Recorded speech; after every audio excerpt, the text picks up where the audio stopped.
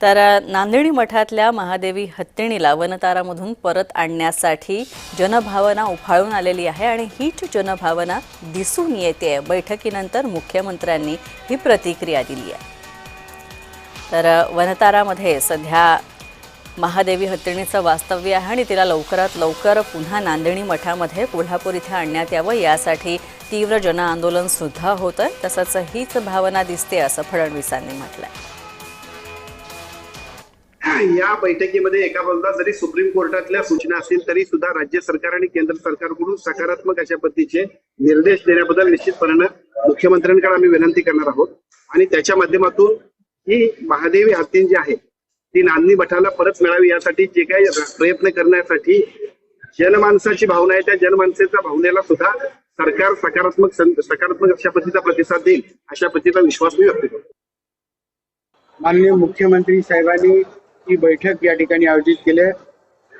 मठाचे मठाधिकारी सगळे लोकप्रतिनिधी या मीटिंगला उपस्थित राहणार आहेत आणि खात्री आहे आम्हाला मुख्यमंत्री साहेबांच्यावरती विश्वास आहे की त्यांनी अतिशय योग्य तो मार्ग या सर्व विषयावरती त्या ठिकाणी काढतील आणि आमची हत्तीणी आमची लाडकी माधुरी हत्तीणी ही परत नांदणी गावामध्ये त्या ठिकाणी येईल।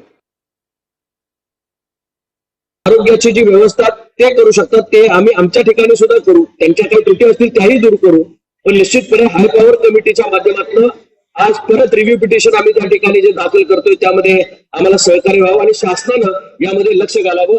सन्माननीय मुख्यमंत्र्यांनी त्या पद्धतीची बैठक आज त्या ठिकाणी लावलेली आहे। दोन्ही उपमुख्यमंत्री मुख्यमंत्री यांच्या मार्गदर्शनाखाली महाराष्ट्र शासनानं सुद्धा लोकभावनेचा आदर राखत आपण यामध्ये लक्ष घालणं या ठिकाणी गरजेचं आहे।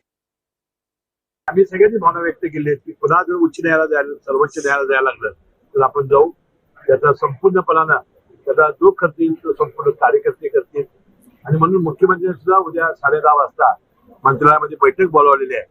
मला वाटते काहीतरी याच्यातलं मार्ग निघेल आणि मला वाटते जे प्राणी संरक्षण करणारी संस्था आहे त्यांच्या मनाप्रमाणे त्या हत्तीचं निश्चितपणानं आम्ही संरक्षण करू आणि ती महादेवी हत्ती आम्ही परत आणू असा विश्वास मला आहे। सरकारच्या वन खात्याचे रिपोर्ट जे आहेत त्या रिपोर्टवरच HPCनं निर्णय घेतला, सुप्रीम कोर्टानं त्याच्यावर शिक्कामोर्तब केला। त्यामुळे या सगळ्या प्रकरणामध्ये गव्हर्नमेंटची भूमिका, सरकारच्या वन खात्याची भूमिका ही अत्यंत महत्वाची असणार।